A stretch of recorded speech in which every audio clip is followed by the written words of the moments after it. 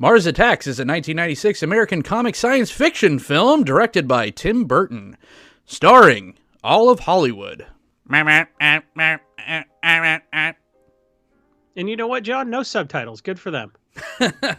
Welcome back. We have traveled from the cosmos to bring forth one of the greatest cult films of all time, at least in one of our opinions. Put in the comments below who you think that opinion belongs to. Jason, Mars Attacks. Mars indeed attacked. They attacked hard, then they apologized, and they attacked again, then they apologized again, then they attacked again. And then it looked like they were going to be like, oh, you did a locker room speech from like a movie from the 70s. Why can't we all just get along?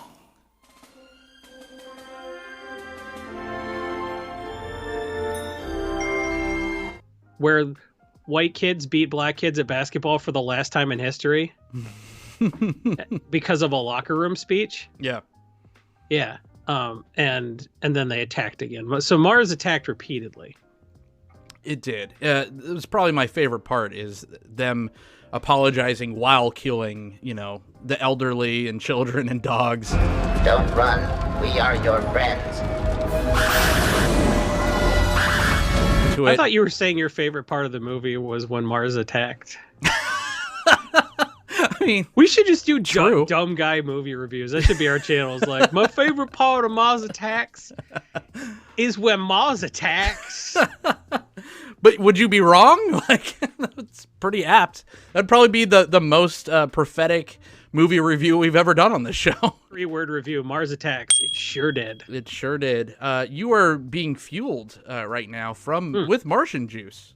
Yeah, I made a cocktail that looks, I guess, way more yellow on camera. It's very blue-green over here. It's inspired by Mars Attacks. I wanted to drink something green. So I got a lot of Midori in here and some other stuff. It's almost as sweet as the cast of this film. Oh. We got to start at Tim Burton.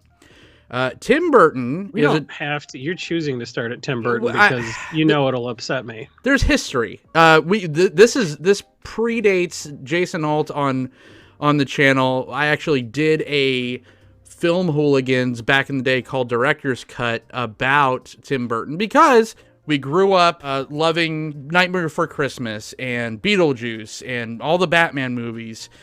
And the dude just couldn't miss. I actually met him in a Tower Records. I went to one of his signings, and I drew him a little lock, stock, and barrel picture, and he signed it. Great. He just was like my idol as a child. After about 1998 or something, there was a major shift, and money happened to Tim Burton. I guess there's definitely just a hard cutoff. And who knows how much of that was me becoming a teenager and being like, ugh. But like, I like Big Fish. I was a teenager when that was out, barely. Right. Big Fish was good, but like half the movies he made, it's just like an excuse to hang out with Johnny Depp. In a Hot Topic, and that's a Tim Burton movie. If you had told me, right, that somebody else directed Sleepy Hollow, you could have told me any name, and I've been like, oh yeah, that makes sense. Yeah. Sleepy Hollow didn't really feel like a Burton movie. It just felt like Johnny Depp and Helena Bonham Carter are in a movie because I've always secretly wanted to watch the two of them screw. And apparently Tim Burton wanted to watch his wife screw someone else. Yeah, it was like his everyone best friend gets to watch all this weird chemistry between my wife and my buddy. And like, if that's what you're into, my God, what a power move of making all of us watch. So good for him. But it just feels like half of the movies, like he'll make an Ed Wood, but then he'll make a Dark Shadow. So like, what do you make of his career? Hey, cops! We don't have a permit. Run! A pioneer of a style. And I can't take that away from him, right? Like there is... Which he abandoned. Correct. And that's what sucks. But if you're an artist, right? Like, do you have to paint with the same colors over and over again? No. Like that sucks. So I understand him trying to jump out, but where he went was he just became more garbage. like everybody else. That's Yeah. how he grew as a director. I would like to see Tim Burton rhetoric get tuned up to 11. I want to see the next level of it. Yeah. Instead of like, well, it's more commercially viable to make Frankenweenie for a studio because they want me to. If you're Tim Burton, you have more money than you'll ever spend. So why would you do something anybody else wanted you to do at this point in your life? That's what I want to know. Unless he was dying to make a really average Willy Wonka movie. Ugh, God. Like, unless he went to the studio and was like, I will put up the financing personally to make sure that Willy Wonka gets made. I want to see another movie like Pee-wee's Big Adventure. Mars Attacks. Yeah, another Mars Attacks, which Yeah. he made kind of on his hot streak. Ask me, his hot streak was Beetlejuice, Batman, Edward Scissorhands, Batman Returns, Ed Wood, Mars Attacks. And then he made Sleepy Hollow, and then everybody went, oh no. He became the goth Michael Bay, unfortunately. Kind of. What's he made since 2003 that, I would like to see a really, really Tim Burton movie, but I don't think we ever will again. And that's what bugs me, because nobody was doing it like Tim Burton, and he couldn't just keep doing it. I think the one outlier that really worked, and if he was going to step out of his aesthetic, this was the way that I hoped it would have went, and that's with Big Eyes from 2014. What do you mean? I mean, why are they all images of children? Yeah. Okay. It's not really a Tim Burton feeling film, but it was just a lot more mature. So he's another one that he just has it in him. Where, I said the goth Michael Bay. I don't think Michael Bay could do it any other way, but he loves that. Like, that's what fuels him. He likes that kind of bullshit. Tim Burton, he's a very talented person, very talented director. It's just, for whatever reason, commercially viable nowadays, you have to do this other shit. But, and I don't usually bring it back to Mars Attacks. I don't usually like when filmmakers, especially of that kind of caliber, like kind of try to step back and make a cult film, because that's what I think he was trying to do with Mars Attacks, when it's an intentional cult film. But holy shit. Oh, man, I'm going to have to disagree with you there. Yeah, go ahead. So the genesis of this was a series of these trading cards from the 70s, which were themselves inspired by a cover from a Tales from the Crypt magazine. Was it Tales from the Crypt? It was something like that. They had a bunch of those different, comics. And it was... The cover showed a bunch of aliens disembarking from some flying saucers, and showed these kids hiding behind a rock as the aliens walked past them. So, it was pretty freaky as a cover, because you're like, the kids are in mortal danger, plus the aliens are real, and plus they want our lithium. So all that sucks. The cards are gruesome. Yeah, the cards were very gruesome. So and the thing I think that really helped the cards out was parents complained about how gruesome they were, so they were banned. And anytime you ban something, oh, buddy. It's going to be good. Yep. So the parents lost the war on drugs by proxy by losing the war on Mars Attacks. Because ultimately, the cards were banned, the cards were brought back, and then someone's like, this could be a movie. So this was part mishmash between just the aesthetic established by those cards, which was weird big head aliens, flying saucers, and gruesome murders where they skeletonized people. But also just kind of like the creature feature movies from the 1950s and like the 1970s disaster movies. Because this movie has the cast it does because they were making fun of like Poseidon Adventure and stuff like that. Earthquake? Was Earthquake the one that was like kind of good? And then they made Avalanche after? Yeah. They made like 3 or 4 good ones. And then Hollywood, devoid of any creativity, they're like, we must have every kind of natural disaster. And then in the 90s they brought that back, which was kind of cool. Remember we had 2 volcano movies that came out the same week, because everyone's like, nah, let's not go see that. Let's go see the good volcano movie. Right. Deep Impact and Armageddon. Yeah. And what was the other movie that beat this movie to the punch, Jason? Do you remember? Aliens coming to fuck shit up punch. Today, we celebrate our independence. Independence Day.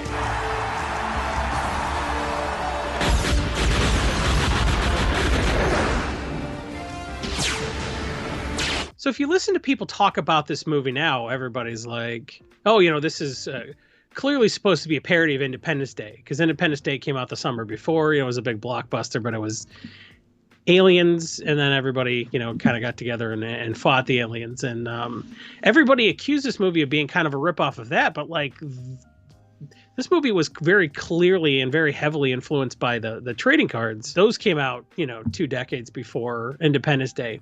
So it's funny that everybody's like now just assumes that they are correct that Mars Attacks was a parody of Independence Day. But if you go back to when this movie came out and listen to what people were saying at the time, a lot of people compared this to Doctor Strangelove.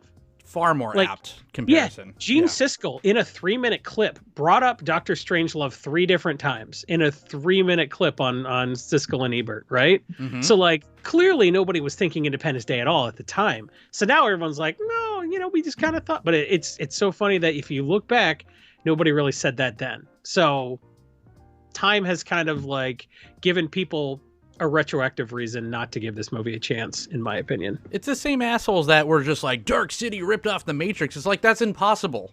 Because it came out first, and The Matrix used some of Dark City's sets. Yeah.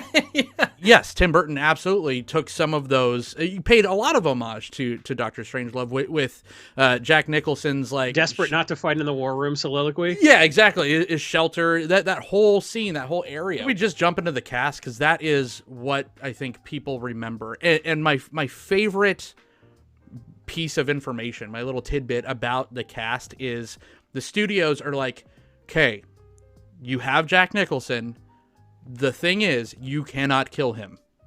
People don't want to see Jack Nicholson die, I guess, unless he's in a Kubrick film. Another Doctor Strangelove thing right there. But you can't do it. So Tim Burton and Jack Nicholson talked about it, and he's like, can I just be in it twice so you could fucking kill me twice? And they did it, and it was amazing.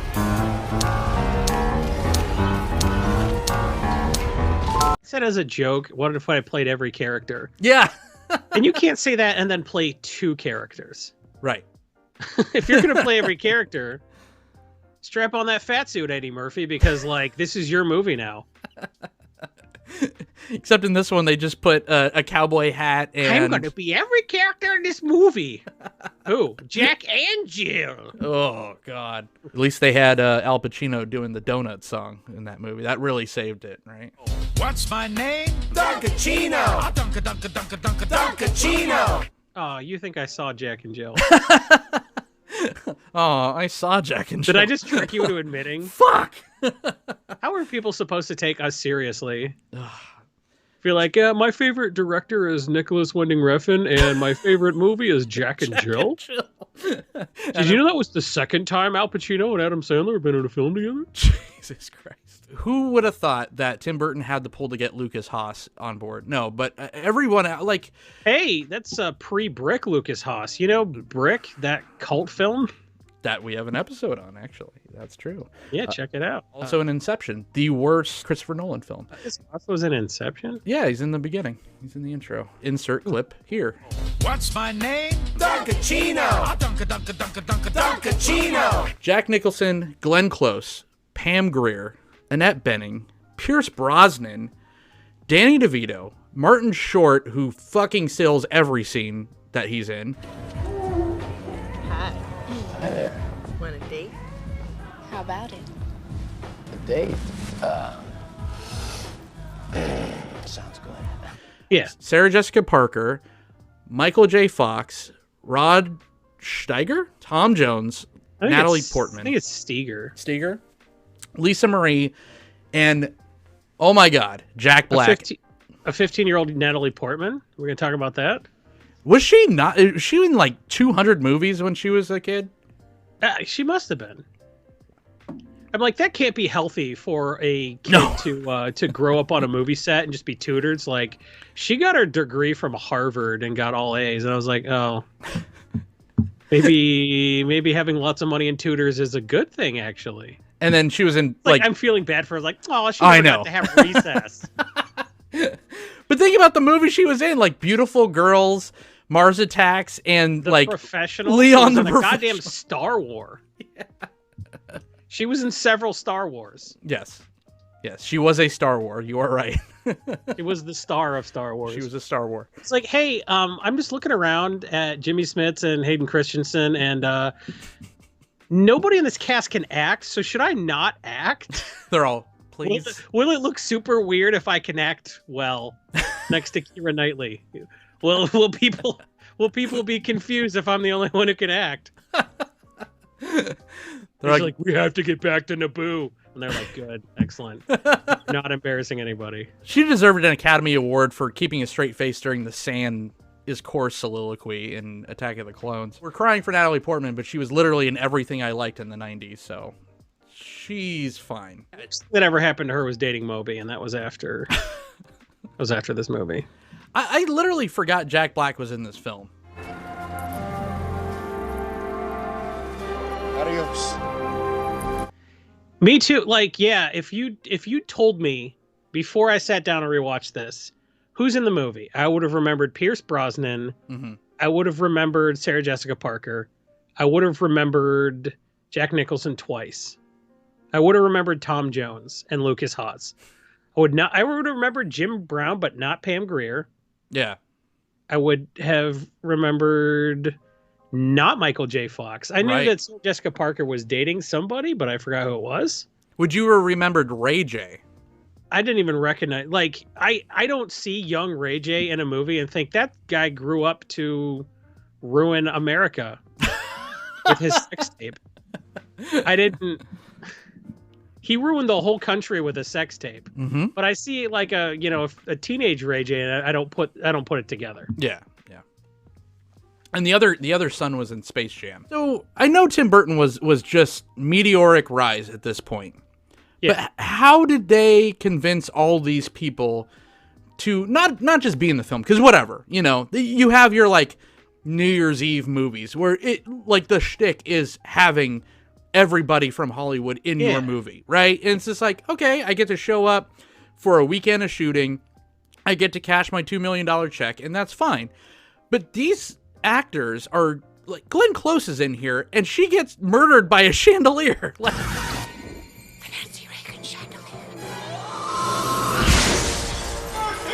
how did they agree to this? This movie looked like it was a lot of fun, and honestly, I couldn't tell you why this movie didn't resonate with people. Too dark, way too dark.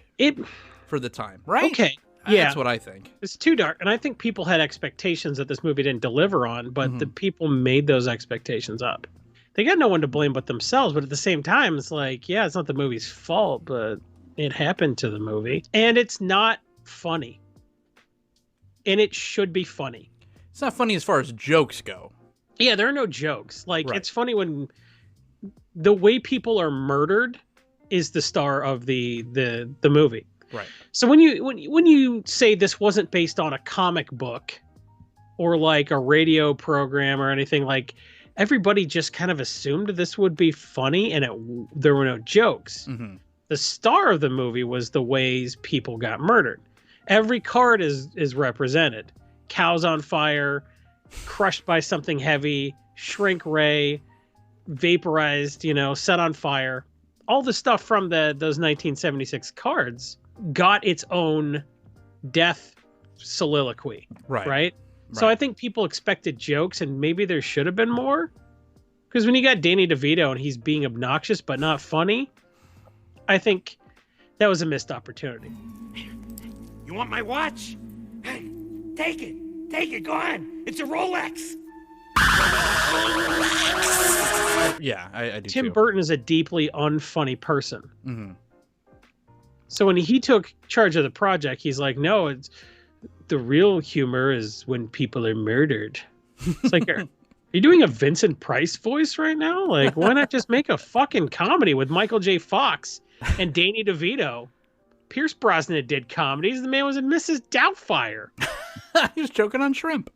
It was a drive-by fruiting. That's like all I remember. He was so good in this, though. Oh my god! Pierce Brosnan's good in anything. That's true, actually. Hey, want to hear a real controversial take? Yeah, sure. Pierce Brosnan's second best James Bond. In- Based solely on GoldenEye because all of his other movies were terrible. I'll give it to you because I only watched whatever ones that we talked about in a Film Hooligan show as far as James Bond movie goes. You watched the Sam Mendes ones? Yeah, I've only seen Sam Mendes, so I will. Oh no, that's fine actually. Yeah, you might think the rest of the James Bond movies are much better than they are for people to be as hype about them as they are. Yeah, but yeah, this was peak Pierce Brosnan. Yeah. They got this guy like right off of James Bond, right? Pierce Brosnan could have met your mom and fucked her in the 90s, right? Like she would have fucked Pierce Brosnan in front of your dad. So this was him just like at the peak of his powers. He's like, yeah, I'll do your bullshit, joyless murder fest for laughs. But that's the thing though, right? It's not that they killed a bunch of people because I think that's what, Tim Burton, he's dark, he's brooding, blah, blah, blah. It's who he kills. Because you don't kill Michael J. Fox. That's America's sweetheart, right? Like, he kills everybody. Well, I mean, you're supposed to kill everybody. Because if you watch, like, the airport movies or, like all of those disaster features from the 70s where they did the great parody of it with another James Bond in Kentucky Fried Movie. Even back in the 70s, everybody was kind of sick of that trend. Of the, like, let's get famous people and murder them by having rocks dropped on them. That was like a genre movie for like a decade. Where it's like, what if they died in an avalanche though? So if you're going to kill a bunch of people, why not get a bunch of famous people and then just completely dunk on a genre that everybody forgot about and nobody really has any fond memories of? They went back for Poseidon Adventure, they botched it, and they gave up. Yeah, and this was the two that were on the table, right? Because this was a pre-written script. It was either Mars Attacks or Dinosaurs Attacks. That was the other one of the other Topps trading cards where it was a weird time portal opened up and dinosaurs came through in modern times and were just ripping kids apart and everyone apart. So that'd be amazing. It would have been, but that was my my follow-up is I want to see that movie next as a follow-up to this. I want to see Dinosaurs Attacks, and I don't think it's ever going to happen. Are you saying you want to see a movie where dinosaurs people, where we have dinosaurs in a modern setting? But and then they terrorize some kids and eat a person? Because I think that movie exists. It's called Theodore Rex. True. I mean, if Jurassic Park exists and Independence Day exists, then we could get a dinosaur. This is Jurassic Independence Day. Yeah. Into Parkdance Day. Have a couple more sips of that and try that again. I am the master of portmanteaus. He picked like the most likable actors to do this with, and I think that was on purpose. At least I hope that was on purpose. I want to give him a little bit of credit. Like Martin Short, he's just like everyone's best friend. In this, he's the press secretary that's a complete perv. Getting more comfortable, I see. Outstanding. Down the list, like Jack Nicholson, both of them are one of them's not so scummy. He's just kind of an idiot president that just, and that's what makes it funny is because the indictment is on how stupid the humans are during the entire time. And it's just like even the war hawk, like the warmonger, like military general, he's right. Like they should have just like attacked first, I guess. If they'd gone nuclear, they would have just seen that the aliens don't care about nukes earlier. Sure.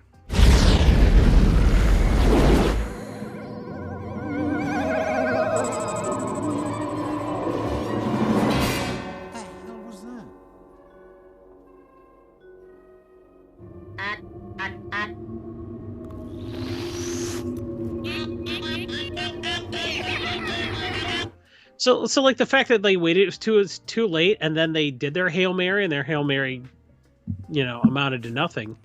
That's how you have stakes in the fourth act. They did whippets from the nuke. Seriously, you're caught up. Mars Attacks. This movie's fucking stupid. And it's not funny, but it's just, they used to make movies like this. Yeah. And then they stopped forever, and then they made this. Matinee. This reminds me of Matinee a little bit. Although that was kind of like set in a theater. It was just kind of one of those things like, what if people who grew up really liking movies made movies, and it wasn't just Quentin Tarantino's like, when I was a kid, you could use the N-word. That's not. Let me see your feet. That's not the only person that gets to have fond memories of growing up watching movies. Like, other people liked Creature from the Black Lagoon, a movie I cannot sit through, but somebody else is like, man, that blew my mind when I saw that creature from the Black Lagoon get out of the Black Lagoon and then grab a lady very slowly. That was sure scary to me. And if that scared you, cool. You grew up less jaded than me. Congrats. I bet you would like to see another movie that reminds you of that special time. And if this movie reminded you of that special time in the 1970s where George Lazenby was getting parts of hotels dropped on his head and you got a handy in your 76 Chevelle, like, good for you, man. I'm glad this movie came out for nobody to go see it. It had a $70 million budget. It made $101 million. And that's because it was marketed as a mainstream film. And then everyone saw it and got pissed off that they just got duped in seeing a cult film. And they're like, what the fuck was that? We don't want to see this. But this wasn't a cult film. It was just a movie that was not successful. But somebody like me comes along and just vibes with it. And that's not even me, like, particularly liking Tim Burton in this period. Okay. I'm not a Tim Burton apologist or a fanboy. I vibed with this movie when it came out. There was a lot of PG-13 stuff that I only watched at the time because it was PG-13. And now the only people making PG-13 movies is Marvel at this point. There's like nothing for people who aren't quite 17 yet. And this was a time period where they just gave us good PG-13 shit to watch. We got Mystery Men, Galaxy Quest, and this all within like a 3-year period. You know, it seemed like there was a good PG-13 movie every month. And now they're just like, well, whatever. Go watch an R-rated movie on Netflix like everybody else. You're not going to look up from your phone anyway. Yeah. I think he was a master of that, really. Like Beetlejuice and his Batmans. Beetlejuice was rated R. No. Are you serious? Yes. Poltergeist was rated PG. Listen, if you see a TV edit of Beetlejuice, it's G or something. Because they took out the scene where he kicks over a tree, grabs his crotch, says, "Nice fucking model." That if you cut that out of Beetlejuice, it's a PG movie. Oh my God. Yeah. But Beetlejuice was originally rated R. They probably just nailed him for aesthetic, right? They're like, he's too dark. I mean, yeah, there's shrunken heads, and it was Beetlejuice is a hell of a movie, and he's announced he's making a Beetlejuice sequel in 2023. So we did. I don't know, like if it's not a Disney adaptation, I don't know if that pisses me off, you know, because I think that he has to paint within a certain guideline. With if it's a new script and it's not the Beetlejuice goes to Hawaii and wins a surfing contest movie that they've been trying to make for 25 years. That's real. That's not even. I didn't make that up. Yeah, that's the thing they aspire. You think we would be doing this podcast if we came up with that money idea? That shrouded indictment on war culture, I think, also kind of pissed people off because it just made. I mean, it made humans, but especially like Americans, look stupid. Like he put so much egg on everyone's face in this, and I think that's another reason why they didn't like it. Because if you look at Independence Day, it was like America. We got the jets, we got the Apple IIe laptop edition. Yeah. You could plug the alien ship into your operating system, and Jeff Goldblum could be like, "Oh, I just deleted the aliens. Welcome to Earth. America is the best country in the world, and if an alien ever showed up in America, Will Smith would punch him in his alien face and say, 'Welcome to Earth.'" I'll tell you one thing, any of them Martians come around here, I'm gonna kick their butts. That's what I call a close encounter. A lot of people say he says Earth. He doesn't. I'm not going to go there. He says Earth. And then he chews on scenery the rest of the movie. My point is the complete opposite of how Independence Day is like, America is the best, and if an alien ever showed up, we'd nuke him. Or we'd finally listen to the scientists Because that's Independence Day is America's plan for climate change, where they're just going to do whatever the fuck they want until the very last second. They'll be like, "Oh, what do you think, scientists?" And they're like, "We said we should have curbed CO2 emissions by 75% by the year 2020." They're like, I remember why I didn't listen to you. That's the American Hollywood but this culture. movie, it's like, well, the fucking guy that says blow everything up's an idiot. Yeah, that's a good point, man. And I honestly didn't think about how to juxtapose those two movies until you mentioned it. It's not just those two movies. It's, I mean, Twister, we're going to punch the tornado in the face. It's just... I'm going to drive my Ford truck through a house. Exactly. 'Cause it's a Hemi. There's nothing on the tornado. Not a hemicyclone, but... This truck generates 32,000 foot-pounds of torque. That's as much as a Force 5 tornado. Right, and then this one is just like, oh, we're gonna go be overly diplomatic to be... But there was no off-ramp, right? There was no correct choice, because the aliens, the Martians, already knew they were coming to take over. Like, they thought they were doing the international... Or universal sign for the donut, or, some kind of like John Lennon type deal. Whoa, he made the international sign of the donut. Where they're like, oh, they just want peace. And it's just like, yeah, because they were scoping you out, but they were coming to be your overlords. Like, everybody besides Lucas Haas and Natalie Portman are always making the wrong decision. And that's what I think, they didn't like. They're just like, how... This is America. Like, how dare you, talk about shit like this? After, like, they wipe out Congress, and Jack Nicholson has that great scene where he's just like... The American people still have 2 out of 3 branches of the U.S. government working for them, and that ain't bad. That's something that you would actually see in a presidential address. And was he trying to be Gerald Ford in this movie? Because he nailed it. And that's a strength to the filmmaking too, because they're so ambiguous of the actual politics too, because everyone's just an idiot. But kind of in the era where this movie was kind of set, they really made it very ambiguous what year it is in this movie.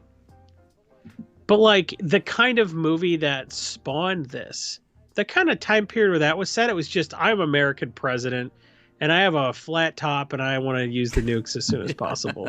Like, the whole government was just, like, the military option. Right. And there's one part where the general walks in and he's like, oh, stupid liberal, blah, blah, blah. And he, starts going off on this tirade. And so they send the cupcake, other general in to be diplomatic. And then... General Casey, played by Paul Winfield. True. Yeah. John, who's this movie for? I think it's a gateway drug to cult films, really. So you think this has enough mainstream appeal that it could pull people in to be like, this is a little bit different, and then like 3 weeks later you're freebasing Eraserhead? Yes, actually, yes. It is that Trojan horse, because it's like, oh, Glenn Close, Jack Nicholson? Really? Okay, put it on. Oh my God. I feel like I knew who these people were when this movie came out, but like anybody who watches this movie now and is like under 20 is not going to know any of these people. Yeah. Who's Tom Jones? They might know Martin Short from Only Murders in the Building. I don't know. Nobody under 40 has watched that, by the way. Never mind. I like how he tried to goth her up just a little. He tried to Lydia her up just a little bit by giving her like the black curtains over her bed for no reason. It's like, that's Chelsea Clinton. Yeah. Like, just stop. Right? It's not Lydia. And Christina Applegate just doing the best performance. He was still dating Lisa Marie. Like, who was he fooling? He wanted to date Lydia. He just had to find a weird enough person, and he finally did. Yeah. Good for him. Lisa Marie, by the way, just as a brief aside, the only person who didn't enjoy making this movie, because everyone else got to wear comfortable clothing. They literally had to sew her in to a skin-tight thing, and she said she couldn't go to the bathroom. Maybe that's the thing that Tim Burton's into. Don't you pee. It's like, if I just give her like an inch of give in the fabric, she'll be able to hike it up and go to the bathroom. It's like, no. Take it in another half inch. Tighter. Make her have no fun. Pay her $120,000 for 3 weeks of shooting because she's my girlfriend. I think we solved that. I don't know. Who do you think this movie is not for? I think if you think it's a certain kind of movie, it probably isn't the movie you think it is. I think if you kind of expected this to be Independence Day, maybe. But also, you could be forgiven for this if you think this is a comedy. Because maybe this is a comedy, but it's comedy the way that, like, comedy is when I fall in an open sewer and die. Right. And if you think the absurdity of all the gruesome ways people are murdered and tortured in this movie is funny because it's so over the top, it's not actually scary or gruesome. Like, if you saw somebody, like, a car drives by and the mirror hits them in the head and they go down and there's no blood, you're like, oh my God, that could have been me. It's horrifying. Like, that a scene like that would fuck you up for a while. But you watch an alien get off of a flying saucer and zap a dude with a ray that, like, turns him into a bright neon green skeleton, like it's in the background of a laser tag arena or some shit. It's so much more gruesome, but it's just like, in a way, your brain can process how benign it is because it's like, that will never happen to me. I could get hit by a stray car mirror, but I'm never going to be liquefied by an alien ray. So in a way, it's kind of a playful way to look at death. That has a humor to it. So in a way, this movie is humorous, but it's not funny. You know what's funny? A person farting. There are no farts in this movie. If you wanted more farts, go watch Larry Cable Guy's SEAL Team 6. I don't know what that movie was called. Go watch Paul Blart Mall Cop. Go watch a movie with farts in it. Go watch Jack and Jill. And I'm not saying that anybody who didn't find this not funny movie not funny is, you know, a lowbrow person. I don't know what I'm saying. This is a humorless comedy, but people are turned into skeletons, and that's kind of funny. I guess is what I'm saying. The problem was with people that did recommend it to everyone, it was just like, you haven't seen Mars Attacks? It's fucking hilarious. It's hilarious. And then you watch it and you're like, this is closer to Final Destination than it is to Anchorman. Oh, my buddy pulls the wings off of flies. I get it now. Yeah, exactly. Anybody who told you this movie was funny probably has a torso in their crawl space now. Exactly. Yeah. It's a satire. It's funny in the way that Starship Troopers is funny. And it is. Like, yeah, that's actually probably the best comparison. This movie's been compared to Independence Day and Doctor Strangelove, but holy shit, I think you nailed it. Yeah. If you thought that was funny, you'll think this is funny. Same people that like that movie and get it are the same people that will like Mars Attacks for sure. Wow, and I guess that's all we needed to say for Who Is This For, right? I think you just nailed it. So if you like that movie, I got good news. They made another one. It's called Mars Attacks, and Tom Jones sings It's Not Unusual in it. And you're like, why do I care about that? Well, in the 90s, Tom Jones sang It's Not Unusual on everything. And Jim Brown punches a bunch of aliens in the face, and it's amazing. Out the door, I have to bring up, this is the best Danny Elfman score.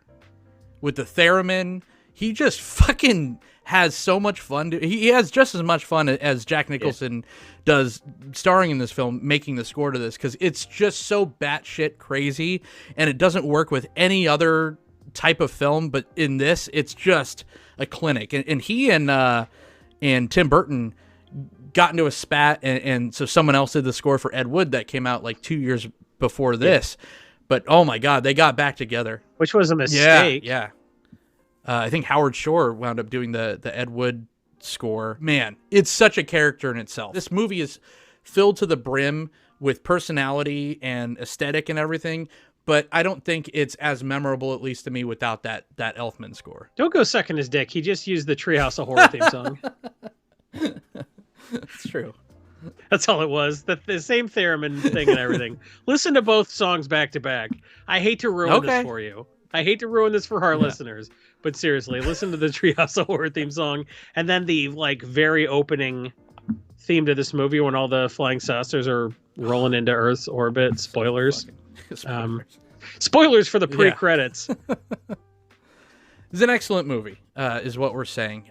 Again, some would say it's Tim Burton's best. I would probably... I didn't say... And listen, I did not say anything as hyperbolic as this was Tim Burton's best movie. If you go back and read the tweet, what I actually said was, this is Tim Burton's only good movie. Oh. I think Ed Wood would have something to say about that. Yeah, well, he's dead. He made Plan 9 from Outer Space. I never did that. I never made Plan 9 from Outer Space. That's true. When you're not running away from Little Green Men, where can everyone find you? I'm on the Bird website at Jason E. Alt, and I have a pinned tweet. I have a pin, and they got a thing. If you go to my profile, if you're on my profile, you've already seen the thing. So I don't need to tell you it's there. Man, I'm really botching this. Jason E. Alt on Twitter. Me on Twitter as well, at John the Host. You could also follow this very show at The Cult of Films. You can also listen to this running away from aliens in your car at The Cult of Films on Spotify and iTunes. Yeah, leave us your Spotify playlist only if it contains Indian Love Call by Slim Whitman. Otherwise, I mean, is that even a playlist? Slim Whitman, 387 pounds.